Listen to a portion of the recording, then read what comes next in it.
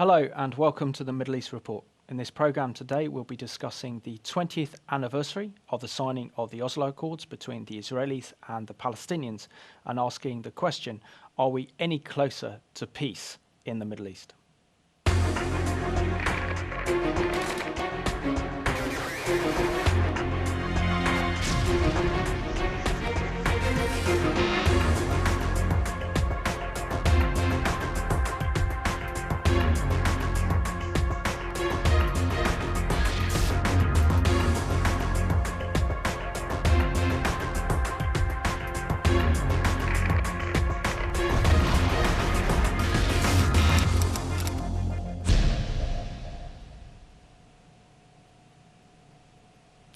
Welcome to the Middle East Report, and in today's programme I'm joined by Zalmi Unsdorfer, the chairman of Likud Harut UK, and David Menzer, the former director of Labour Friends of Israel. Gentlemen, welcome to the Middle East Report. Nice to be here. And Zalmi, I know that you've recently been in Israel for Sukkot, so can you share with us some of your experiences of being in Israel and what it's like to be in Israel during the high holidays? It was, as always, a time of great rejoicing and the enjoyment of the reunified city of Jerusalem. Everyone going about their ways, buying up timber to build our little booths and our little huts and to buy our 4 kinds of myrtle branch and etrog, the four kinds that we take to prayers for the 7 days of Sukkot. And the enduring feeling that we wouldn't be doing this in Jerusalem had we not, under Menachem Begin, seized the initiative to take Jerusalem back. So that was the enduring feeling. I also attended a premiere of the book, The Prime Ministers, which is a famous book that's come fantastic. Out about the 4 prime ministers, Eshkol, Golda Meir, Rabin, and Begin. And it's quite astonishing to see how tenuous those first steps into regaining our homeland were during times of war, during the 67 war. And the recapture of the old city is something that has given enormous enjoyment to us over these festivals and enormous empowerment to the Jewish nation everywhere. It totally invigorated all Jews everywhere. Oh, fantastic. And David, it's good to have you back on the Middle East Report. I know that you were last on with Zalmi when we discussed the Israeli elections back in January. But for our viewers who need a bit of a refreshment, can you share with us some of the very important work that you did as the director for Labour Friends of Israel and your work on a daily basis with Labour MPs? I was very proud to be working at the Labour Friends of Israel. It was a very important organisation which tries to build an understanding for Israel's unique position in the Middle East within a peaceful context amongst the Labour Party and Labour MPs in particular. The most important thing that we did, of course, was to take people out there because you never really understand the Middle East until you're there. There's an old expression which says, don't judge a man until you've walked a mile in his shoes. Well, it's only really when you visit the region, when you take members of parliament out there to Israel to meet the senior players in the region, to experience Israel's very precarious security situation in the region, that people can come back here and give a more balanced account in Parliament. And it's crucial that whether Labour is in government or in opposition, that the Labour Party and MPs have an understanding of Israel's unique position in the Middle East. Absolutely, and that also does help by the fact that the leader of the Labour Party, Ed Miliband, is a practicing Jew and comes from a Jewish background. Yes, he is. Of course, that's extremely topical at the moment with the problems he's been having with the media and things which have been said about his father. But no, this is a very interesting time for Britain's Jewish community to have a leader of a party who is Jewish. Of course, we had Michael Howard previously, who was leader of the Conservative Party. But no, it certainly does make things interesting. So back onto the Oslo Accords. I mean, we're looking back at the last 20 years, really, since the signing of the historic agreement between the Israelis and the Palestinians. I remember as an 18-year-old being fascinated by the signing of this peace treaty with the late Itzhak Rabin, shaking hands with Yasser Arafat, the head of the PLO, which everyone believed would usher in a new dawn of peace and reconciliation in the Middle East. What was your take on that historic peace treaty, and what are your impressions now? Well, I tell you, Simon, I remember extremely vividly that handshake. Even today, when I see those pictures and that footage, it does bring goosebumps over me. It's one of these images of Rabin shaking hands with Arafat, which I think is one of the great moments of our recent history. And it doesn't fail to move me even today. I remember at the time of feeling a mixture of optimism and, to be blunt, fear, because Israel constantly lives. They say that Israel can't afford to lose a war, because the first war it loses will be its last war. So Israel constantly lives in a very precarious situation. But at the same time, you cannot get away from the fact that it was a very moving, fascinating time. The expression on Rabin's face, the unwillingness with which he held out his hand, the sort of Cheshire grin cat smile on Arafat's face. I mean, we were in uncharted territory back then, and nobody knew what would happen. So I would say my reaction back then was sort of a mixture of optimism of what could be achieved, but also, slightly scared of what the future held. And Sami, what was your impression of that historic moment back in, I think, September the 13th, 1993, in which the old adversary and terrorist Yasser Arafat shook the hands of Yitzhak Rabin? I know there was a lot of opposition within the Likud party, and also skepticism about this new peace process with the Palestinians. Well, I'm pretty sure that Menachem Begin, the previous prime minister, would never, ever have stood on anybody's lawn shaking hands with Arafat. I mean, he had difficulties even shaking hands with the German ambassador because of his Holocaust experience. Frankly, my enduring memory of Oslo is the time when they were continually asking Arafat to do his bit about renouncing terror. Yeah. And if you remember, he then finally got these words out of his mouth, and he said, "I renounce terror." He couldn't pronounce terrorism, and this was the greatest terrorist in the world at the time. He'd blown up airliners. He was, the Munich athletes, the Marlot. This guy had more terror on his hands than pretty much anyone in contemporary history, and he couldn't pronounce the word. And it's strange that sometimes the most bizarre memories that you have are the harbingers of the real truth that we've now seeing, that this was a complete dream. We were never going to rehabilitate Arafat from terrorist to peacemaker, or even leader of a non-corrupt democratic country or state or authority even. We just rehabilitated this man who we'd kicked into Tunis.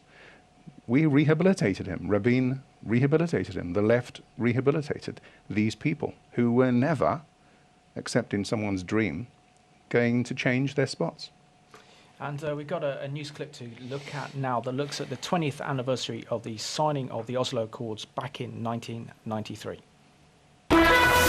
2 decades after Israeli and Palestinian leaders met and shook hands at the White House, hopes that their historic encounter would lead to peace have receded to such a degree that there appears little optimism that a solution to the conflict can be found, despite the recent US-led initiative which kick-started renewed peace talks last month. The Oslo Accords, forged by the late Israeli Prime Minister Yitzhak Rabin and also long-gone Yasser Arafat, were meant to result in a permanent deal within 5 years, providing 2 states for 2 peoples, something which still seems far off. The Palestinians still want a state in the West Bank, Gaza and East Jerusalem, territories Israel captured in the 1967 Mid-East War. But many Jews point to their well-documented, unbroken presence in Israel for over 3,000 years as a valid reason for its development on lands which Palestinians say they are not prepared to share. Critics of Israel say that since the Oslo Accords, Israel's settlement building and annexation of East Jerusalem has made a 2-state solution impossible. So there's a lot of reasons to feel positive, but it's very hard to be optimistic when over the past few weeks there have been more announcements of settlements, there have been more demolitions of homes, and the occupation still continues. while these kind of actions are taking place on the ground, and while ordinary people feel divorced from what's happening at the negotiating table, it's hard to see there being a solution. Many secular Israelis welcome the prospect of a two-state solution, but another more controversial idea is also gaining traction. A one-state solution, in which Palestinian scholar Edward Said wrote in 1999, would involve the idea and practice of citizenship, not of ethnic or racial community, as the main vehicle of coexistence. Despite the lack of progress, Israel's chief negotiator in Oslo, Uri Savir, says he remains optimistic about the prospect for peace. Naturally, we had hoped that this process would go faster, would be a process of greater peace and greater security. Peace processes take time. It's a difficult transition, but the foundations are still alive, and a two-state solution will still be achieved, I have no doubt. Whether a two- or one-state solution will come to be is yet to be seen. But US Secretary of State John Kerry is back in Jerusalem on Sunday to meet with Israeli Prime Minister Benjamin Netanyahu with hopes of achieving more than the Oslo Accords. Welcome back to the Middle East Report. I've got to emphasise that there is only one Jewish state, and there's always going to remain one Jewish state. David, I want to bring you on to this one, because the Oslo Accords, according to my notes here, were drafted as a legal and political framework in which the Israeli government would transfer control and power to towns and cities in Judea and Samaria, or the West Bank, which first started with the 1994 Jericho-Gaza Agreement. And the PLO would then form the Palestinian Authority, and they'd govern those towns and villages. In return for the PLO's willingness to recognise Israel's right to exist and adhere to UN resolutions 242 and 338 and commit themselves to finding a peaceful solution to the conflict and relinquish all forms of terror. Sadly, Arafat and Mohammed Abbas haven't filled out their commitment to these principles that were put down in the Oslo Accords. Why do you believe this is the case? The question of why it's the case, I think, is probably beyond my understanding. The only thing, I want to look at facts here right now, and the facts are that despite the willingness of Israel's government and Israel's people to make painful compromises towards peace, putting itself at risk back in the early days, I remember very well in 93 and 94, shared security agreements, shared military and police patrols between Israelis and Palestinians, and a genuine idea that this was a new future, that Israel had no interest in controlling the lives of the Palestinians, and it wanted to give them certainly self-rule, to have authority to run their own lives.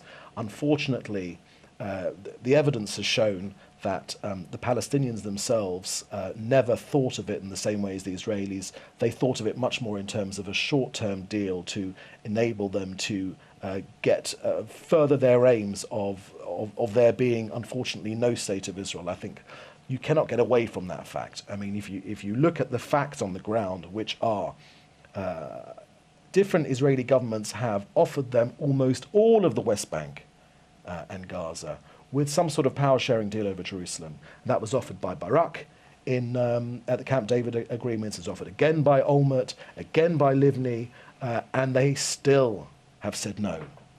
And I, for the life of me, just cannot understand that a leadership of the Palestinians that says, in English at least, that they want to put an end to their conflict, they still say no to the best deal they could possibly get, even though that, I think, would probably be very difficult for most Israelis to stomach. They still say no. And the fact that they say no, I think, is, people can make their own mind up about their ambitions. The fact that they teach their children in schools that, rather than peaceful coexistence, we should think about liberating Tel Aviv, liberating Jerusalem, liberating Ashdod, liberating Ashkelon. I mean, that is, the way we teach our children is really is the best of our thoughts and beliefs trying to shower it down on our children. And if that's what they're teaching their children, then, I'd like to be optimistic on this situation, but I think we've still got a long, long way to go before we find some genuine partners for peace on the Palestinian side. Yeah. And Zalmi, do you want to respond to what David has said? Yeah, I mean, David is basically saying he doesn't understand why these people keep rejecting things. Yeah. And I think that if you look at anything that happens in the Middle East, in this region, from a standpoint of secularism, such as Uri Savir, he still believes in the Oslo dream, 20 years on. Or if you look at it from a point of view of John Kerry, or all of the people who are so intensely interested in a peace process here, even though there's hundreds of things going on in the world that are much more important than the Palestinian-Jewish problem in Israel. If you look at it from the secular point of view, yes, you have questions. I don't understand why, if they were given 96% of the West Bank, why would they not have accepted this? If you look at it from a religious perspective, and you look at it from the perspective of a believer, it's a bit like walking into a 3D movie with the glasses on. Yeah. And you suddenly see things in total clarity. And you see, and God hardened Pharaoh's heart, and he would not do this and would not do that. He had 10 plagues. Any normal person would have given up and let the Jews out. But he was under a different direction. These people who are doing illogical things are a different direction. And when you see illogical things happening, there's something else pulling the strings. I mentioned that Einstein had said that coincidence is God's way of maintaining anonymity. That's really what it's all about, the way I see it. Yeah, and Zelmi, the Oslo Accords provided a very much of a political and ideological challenge for the Likud party, pretty much because Likud opposed the peace treaty from the signing of the Oslo Accords in 1993, certainly didn't recognise Arafat as a partner for peace, and yet when the current Israeli Prime Minister had his first term in office back in 1996, he was actually forced to recognise the Oslo Accords, which really effectively ended the dream and the ideological position of Likud, which was in Greater Israel, that the land of Judea and Samaria belongs to the Jewish people. It's the biblical heartland of the Jewish people. How much soul-searching did this cause within the party of Likud? Well, Likud is still in this soul-searching position because Benjamin Netanyahu has declared that he is for a two-state solution. But the Likud is not signed up to that. And certainly the hardliners are like Danny Zanon are not behind that. And Netanyahu is in a difficult situation if these talks actually bear fruit, which I don't think they will. Because I think that they are already starting to fall apart. There is a great deal of soul-searching because Chirut was set up, Likud Chirut was set up by Menachem Begin. And Menachem Begin would not do any deals with terrorists. And the deal that he did with Sadat, who was the leader of Egypt, was shown to us to be only as good as the bullet which then, put down Sadat. So here we have a situation where the Likud is saying, we've made all these mistakes. We've made 20 years ago a mistake, which people like Uri Savir on the left are still saying, well, it's still working. And we're saying to you, it's a dream, and that we should maintain total clarity that until and unless these people are prepared to accept a Jewish state, not just recognize our right to exist, but accept that this Israel is a Jewish state and it's here to stay. That's the premise from which something can go forward, but not from anything else. And David, much of the argument made by the Israeli left and those who advocate, strong, passionate advocates of the peace process, argue that if Israel continues to maintain sovereignty and control over Judea and Samaria or the West Bank, then effectively Israel will cease to be a democratic nation, primarily due to the Palestinian population will supersede that of a Jewish population in a few years' time, thus ending the very nature of a Jewish state. So really, instead of this being a peace process, was this not a unilateral withdrawal from the territories? I think that it is to Israel's credit that it constantly searches for peace. I mean, I think all of us are in this world for a fairly short time, and the famous brother of Moses, whose name was Aaron, was famous for constantly pursuing peace. He loved peace and he pursued peace. So I think, and we pray for peace 3 times a day as Jews. It's incredibly important to our religion. So it's our duty to constantly search for peace. The reality, unfortunately, is although that we've, I think, put our best foot forward to try and pursue the peace process, we haven't found a partner who has been equally willing to make the painful compromises for peace. And you talk about the West Bank and Gaza. As I said before, Israeli governments have been willing to make those painful compromises. They have been willing to talk about giving the Palestinians almost total control over the West Bank and Gaza. And essentially even today, the vast majority, overwhelming majority of Palestinians live under Palestinian rule in their own towns and cities. But I don't think that this is an issue, that this is the real issue. I think people that think that the West Bank is the issue, the settlements are the issue, if only, you hear this a lot in the Labour Party on the left and all sort of critics of Israel. The settlements are the big issue. If only we got rid of the settlements, everything would be okay. I just don't believe it. And the reality on the ground hasn't proved that has anything to do with it. It's just an excuse for the Palestinians not to come back to the negotiating table. Now, we have an opportunity now where we are again talking. It's easy to be pessimistic. If you're asking me as a political analyst, will it succeed? I probably agree with Zalmi. Probably it won't. But we've got to be optimistic, and it is our duty always to try and pursue a peaceful negotiated settlement with Israel's neighbours, if only for Israel's young people that are about to go into the army, that are about to make difficult sacrifices in their own personal lives. It is our duty. But at the same time, with this 20 years of experience, our eyes and the eyes of Israel's people should be wide open that, we've been down this road many, many times before. And they say the definition of insanity is repeating the same thing over and over again and expecting a different outcome. We are repeating the same thing over and over again. There doesn't seem to be any change from the Palestinians. But it's our job, as it was Aaron's job, to pursue peace and to love peace, which is why we have to keep pushing forward. That's a very good answer, David.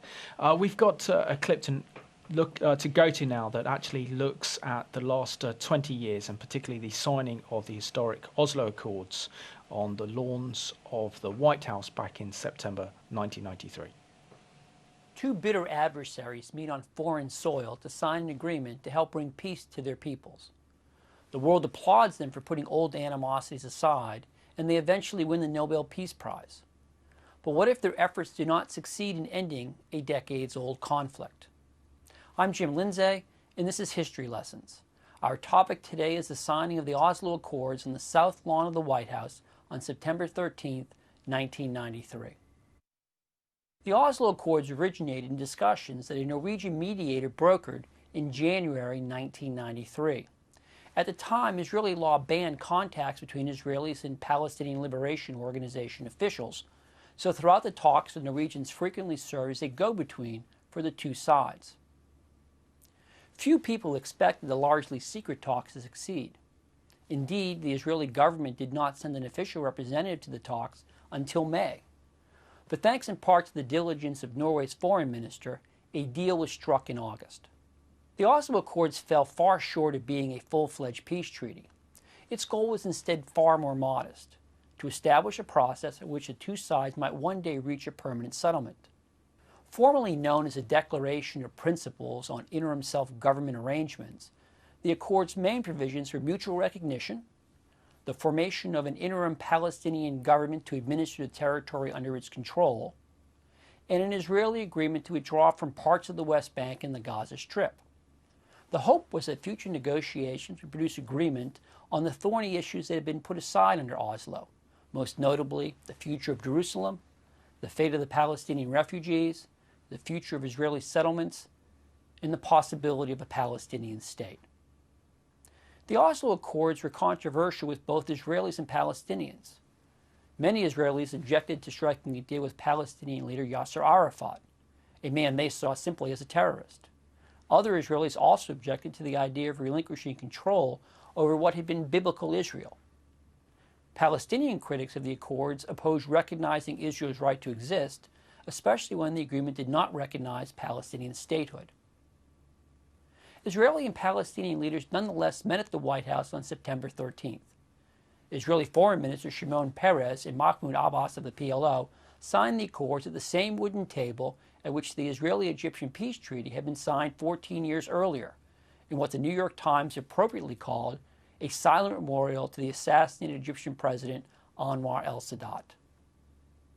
The most memorable image from the day came when Arafat and Israeli Prime Minister Yitzhak Rabin shook hands under the watchful eye of President Bill Clinton. Rabin addressed the issue of revenge in his remarks after the signing ceremony. We have no desire for revenge. We harbor no hatred towards you. We, like you, are people. People who want to build a home, to plant a tree, to love, live side by side with you, in dignity, in empathy, as human beings, as free men. We are today giving peace a chance and saying to you, and saying again to you, enough. Let us pray that a day will come when we all will say farewell to the arms. President Clinton's remarks that day signaled the high hopes embedded in the Oslo Accords. Now the efforts of all who have labored before us bring us to this moment, a moment when we dare to pledge what for so long seemed difficult even to imagine, that the security of the Israeli people will be reconciled with the hopes of the Palestinian people, and there will be more security and more hope for all. The Nobel Committee agreed. In 1994, it awarded Rabin, Arafat, and Israeli Foreign Minister Shimon Peres the Peace Prize. Unfortunately, the goal of the Oslo Accords remains unfulfilled today. Palestinians gained self-rule in West Bank towns like Bethlehem, Hebron, and Nablus after the signing of the so-called Oslo II Accords in September 1995. But Rabin was assassinated 2 months later by a right-wing Israeli extremist. Subsequent efforts to move negotiations forward eventually stalled, most notably after the Camp David talks in 2000, and violence rose. Scholars and diplomats now wage heated debates over whether Oslo's failure to produce a lasting peace owed to bad luck, its implementation, or its basic conception. What is the lesson of the Oslo Accords? Just this. International agreements can still be useful even when they do not deliver all that is expected of them. Oslo did not resolve the Israeli-Palestinian conflict, but its accomplishments nonetheless remain significant. The PLO formally acknowledged for the first time Israel's right to a safe and peaceful existence. The Palestinian National Authority was born, and Palestinians gained a measure of self-rule over the Gaza Strip and parts of the West Bank. Perhaps most important, the practice of direct talks between the two sides was established. Perhaps one day soon these talks will produce a real peace. It is worth remembering the Oslo Accords as we consider peace-building efforts around the world today. Treaties, accords, and truces may frequently promise more than they can deliver. But even where they disappoint, they can frequently change the facts on the ground and create opportunities for subsequent generations to lessen, if not resolve, their differences. So here's a question to consider. What does the future hold for a negotiated peace between the Israelis and the Palestinians? And what role should the United States play in bringing it about? That was a very good historical analysis of the Oslo Peace Accords that was signed 20 years ago. Zelmi, I've got a question for you. Do you believe that the late Israeli Prime Minister Yitzhak Rabin and the architect of the whole peace process, Shimon Peres, made a huge strategic mistake? And what I mean by this is because at the time, the leader of the PLO, Yasser Arafat, was isolated. The PLO were financially on the verge of bankruptcy. They were based in Tunis, isolated from the rest of the Arab world because Arafat's passionate support for Saddam Hussein during the first Gulf War in 1991, in which the Syrians and the Egyptians joined the coalition forces to liberate Kuwait from Saddam's clutches. Wouldn't it have been better if the Israelis had actually negotiated with a Palestinian leadership actually in the territories rather than bringing Arafat from Tunis right onto Israel's doorsteps? That was a huge mistake. We have a history of rehabilitating our enemies because we always have this constant, as David was mentioning, this constant almost ethnic drive to pursue peace and to tikkun olam, to repair the world, and there couldn't be something more broken than a terrorist like Arafat. So yes, it was a huge mistake. But again, we are living with Palestinian Arabs, quote unquote, on a daily basis. I am there all the time. A week ago, I was in the Hadassah Hospital on Mount Scopus. Throngs of Arabs were in that hospital, as if it was all theirs. We are living side by side. What we haven't got time for is these leaders with a political agenda which is driven by the radical Islam, that Jews must be expunged from what they call Muhammad's Peninsula. This is really what's at the root of it. People like Arafat were not their own bosses. They were terrorists, yes, but they were driven by outside forces who were funding Arafat. And as long as that underlying, or the puppet masters from above, whoever's below, the people who are controlling all of this, continue to have that control over the leadership, including Mahmoud Abbas, nothing will change. And David, I want to bring you on board on this one because back in 1995, I remember the assassination of Itzhak Rabin very, very clearly. It was my first term at university, the University of Manchester, and when I actually heard the shocking news that Itzhak Rabin had been assassinated on the 4th of November 1995 by, is it Igal? Sorry, I called him my notes. Igal Amir. Do you believe that the Middle East peace process died that day, as many Israelis believe? I don't believe it died that day. I think it was a catastrophic failure of, it was one person's great sin. He murdered the elected Prime Minister of the State of Israel, and that was the mistake which he made. And he's now paying for that crime with a life sentence in an Israeli prison. And, I hope he ends his days there, because it was a terrible thing that the homeland which the Jewish people had worked so hard for and continue every day to work so hard for, the fact that one of its own sons should murder the Prime Minister of the elected Prime Minister of the State of Israel was a catastrophe. And that was the overwhelming thought which I had back then, and I still have today. And that's the image which I used to, the message I used to give to British MPs. One of the things we always used to do was to take the members of Parliament to Yitzhak Rabin's grave, just to remind them of the difficult sacrifices which Israel's made, and which ultimately he paid the ultimate price. So I don't think of it as a failure of the peace process or the death of the peace process. I see it as a failure of one Israeli person. I don't think it could have been about Rabin himself, because it wasn't his peace plan. I think he was dragged along by it, by the left, including Shimon Peres.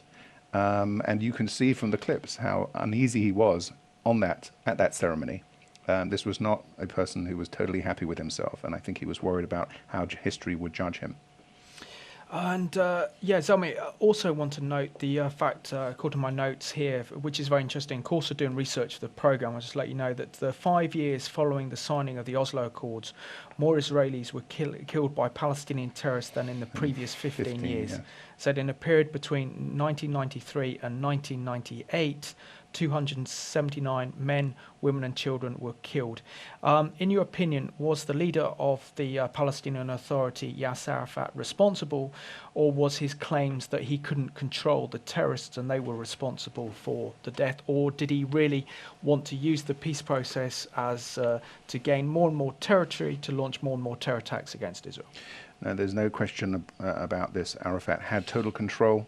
of all of the forces. That was before the time of Hamas, before we empowered other enemies by giving Hamas a whole base in Gaza and giving Hezbollah a whole base in Lebanon. We've been empowering our enemies far too much since the Oslo Accords. No, he had control about this all the time. And when I think you talk about just the deaths, what about the people who were maimed? There's something like 5,000 lives who've been destroyed by invalids, unable to do a day's work, fathers who could no longer look after their children. And I think about this whole plethora of terror attacks, the Park Hotel Passover evening massacre, the Dolphinarium killing of hundreds of, and maiming of hundreds of children, of teenagers, it going to a discotheque, the Pizza Sbarro bombing, where it's just untold horrors that he unleashed. And we put up a security fence for that, and now the world says it's illegal, it's absurd. We have to do what's good for us and to protect our people as long as this conflict continues. I mean, on that point, I think Zalmi is absolutely correct. I would question whether Arafat had complete control over the terrorism, but the documents found by Israel's intelligence officers in Arafat's office clearly showed that he was directing, supporting, financially paying the families of suicide bombers. He used terror as a tool in the peace process, and that was something which Israel could never accept, and which was why he became isolated from the Israelis, ultimately became isolated from the Americans, and he became the problem. You know, whereas previously he was seen as the go-to person for the Palestinian side, he became the problem because it became quite clear that he was using terror as a tool. After the Camp David Accords, when he rejected the famous deal offered to him, he decided the next thing to do was to unleash the next intifada. And that was a deliberate ploy by him to try and, it wasn't working for him politically, so he decided to try violence and terror against Israel's people.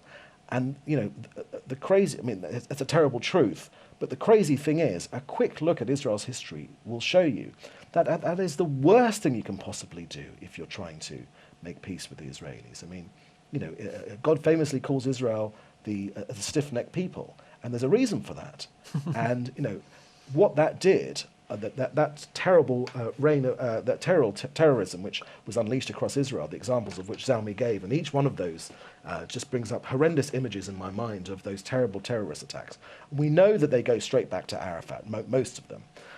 But all that did was to push Israel's people more and more and more and more to the right, and justifiably. Which prime minister will allow the simple act of getting on a bus or going shopping in a supermarket to become a life-threatening situation?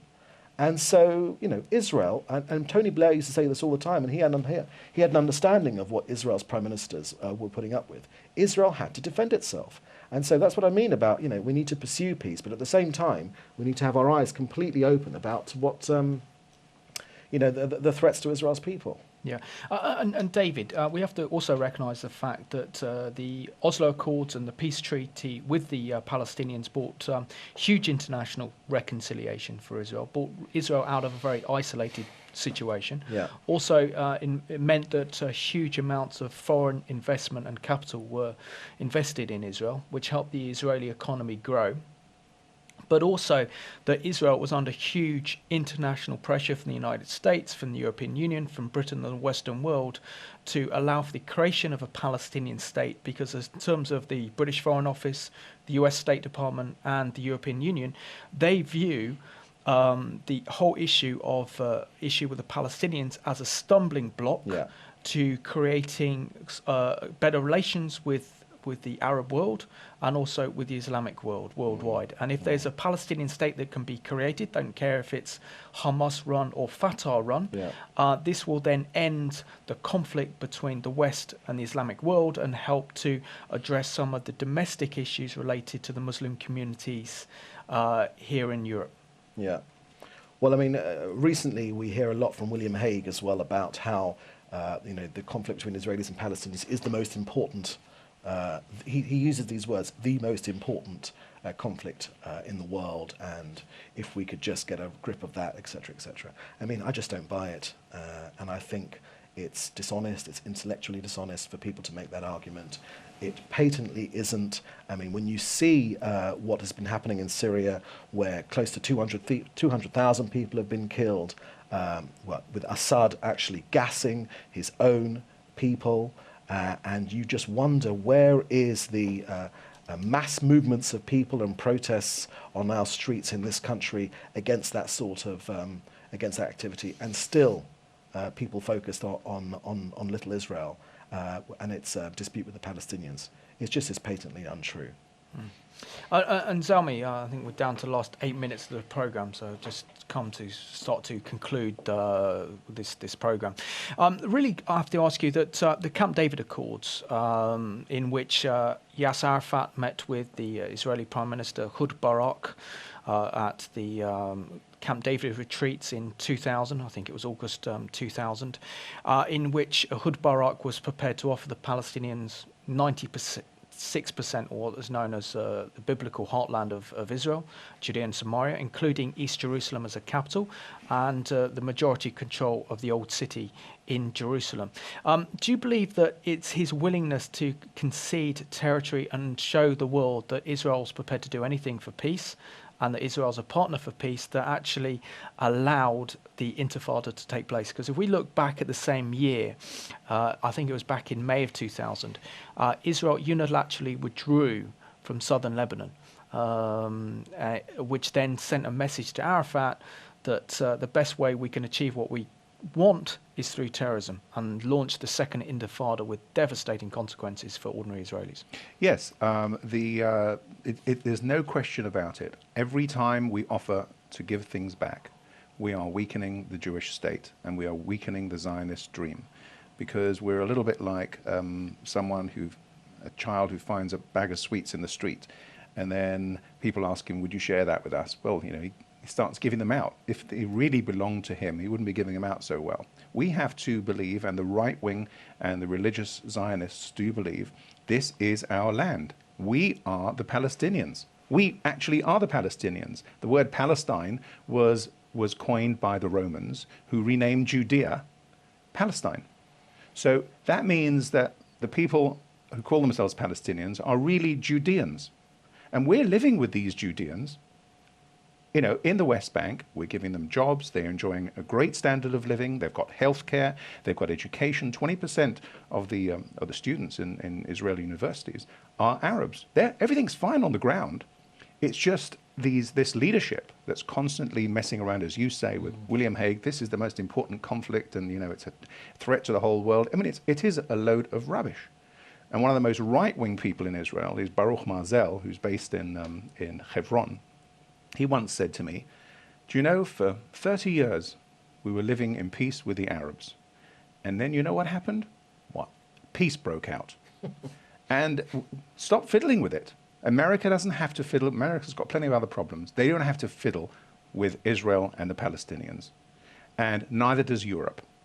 But there is something that feeds into this. There is an anti-Semitic undertone that rises from Europe that seeks to deny Jews their rightful place, which was promised to them under the Balfour Declaration.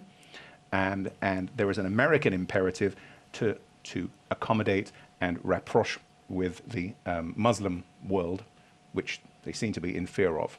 So I think we should just be doing what we think is best for our own people. And I personally believe we should unilaterally draw our own borders around Jenin, around Ramallah, and these places, and say, this is what we give you. Continue working your autonomy here, because that's the only part of the Oslo Agreement which is good, is this Palestinian autonomy, the PA autonomy. And that works very well. Their economy is working well, their social services are working well, everything works well, except the newspapers highlight just the 10% or 5% that doesn't work. And David, I want to bring you on board on this one. I mean, if we look at some of the issues that are involved in the peace process, such as the final status talks, i.e. the sovereignty over Jerusalem, the right of return, and the issue of the Jewish refugees, these are all misnomers, as it were, because primarily that if the Palestinian leadership don't prepare their people for peace, in terms of the hate education that young Palestinians are receiving today in schools and throughout their media, telling that the best thing they can become in Palestinian society is a suicide bomber or a shaheed against Israel. How is there ever going to be peace and reconciliation if there is not a grassroots movement between the Israelis and the Palestinians to create a genuine, lasting peace? Yeah, yeah.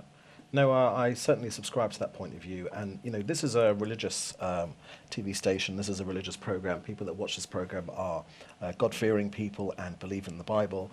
You know, the Bible starts with the creation of the world. And the first commentary by the famous Jewish commentator is by Rashi, whose name was Rabbi Shimon Yitzchaki. Yes. And his famous commentary on the first line of the Bible, which is, in the beginning, God created the world, is, you know, he asked the question, why does the Bible, which is a law book, begin with this God created the world? Shouldn't it begin with the first of the commandments, the first of keeping the new moon? Exactly, keeping the obligations which people are supposed to keep.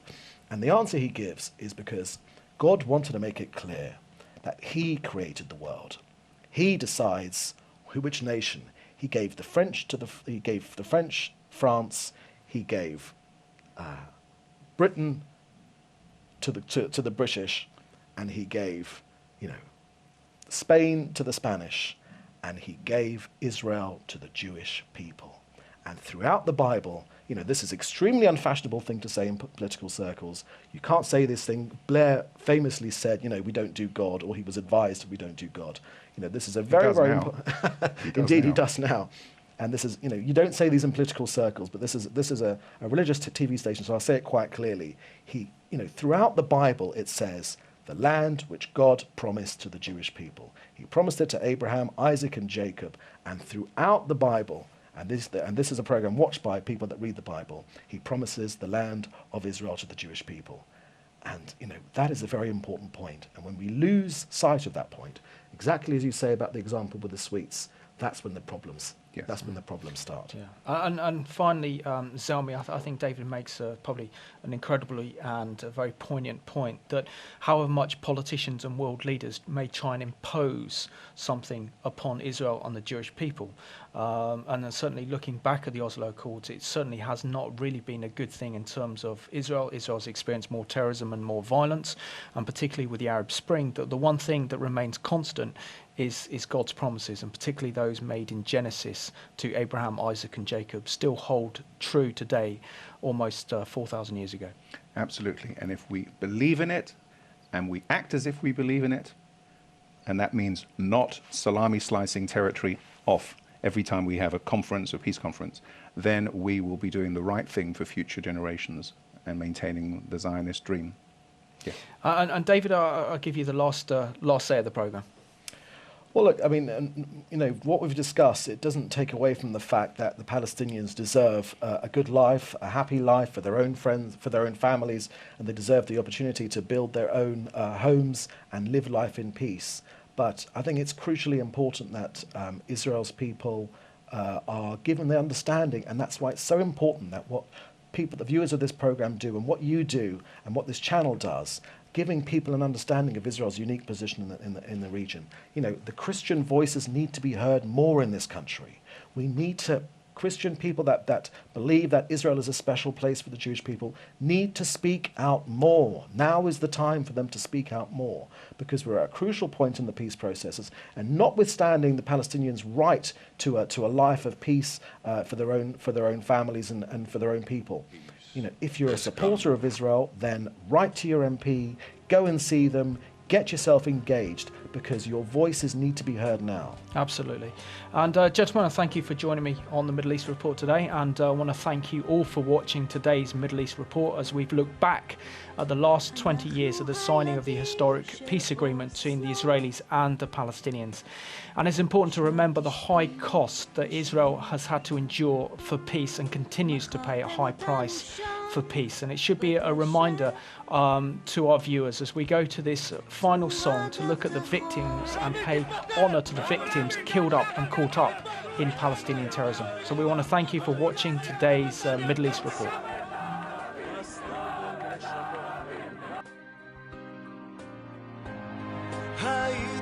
נשים צעירות שרצו לערבב מציאות וחלום. אז קיבלתם המון מחמאות ועשיתם הסכם חצי תעלול שאפשר לנסות עלינו, לא נורא אחריכם המבול. הבטחתם יונה עלה של זית, קיבלנו קסם. על בית הבטחתם שלווה ושמחות, קיבלנו רק גירוש ופצצות. הבטחתם יונה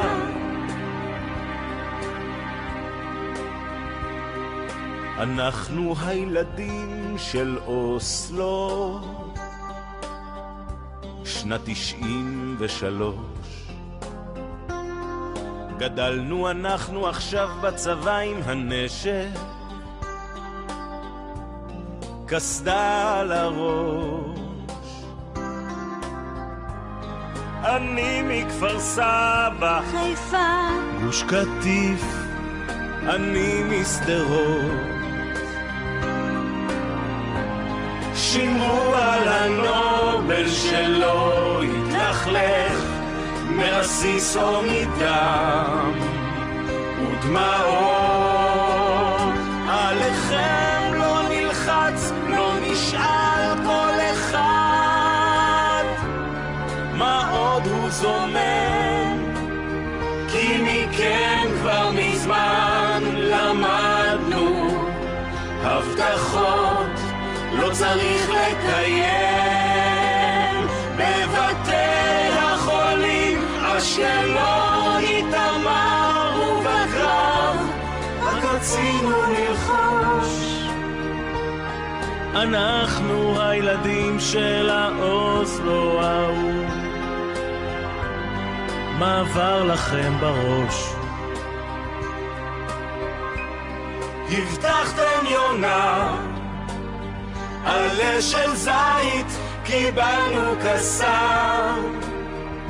על בית רק 2 הרוגים בכל יום, זה אחלה דיל עבור השלום. תמשיכו לשיר כאן על מורשת, קיבלנו פקודה ברשת ואין לנו זמן לשיחה. זה בסדר, מוותרים על סליחה. הבטחתם יונה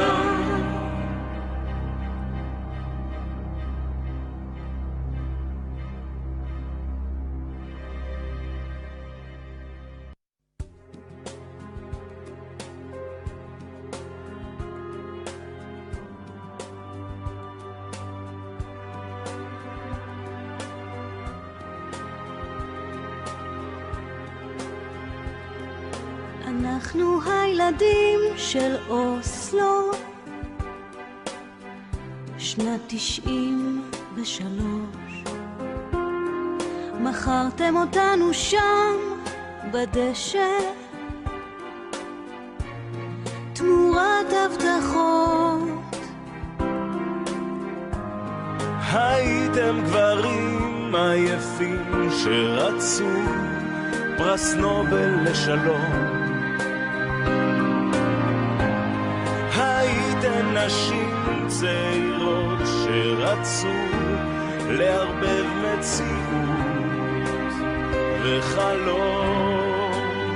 אז קיבלתם המון מחמאות ועשיתם הסכם חצי תעלול שאפשר לנסות עלינו, לא נורא אחריכם המבול. מהלך ביטחוני חד-צדדי של התנתקות. הבטחתם יונה עלה של זית, קיבלנו קסם. על בית הבטחתם שלווה ושמחות, קיבלנו רק גירוש ופצצות, הבטחתם יונה.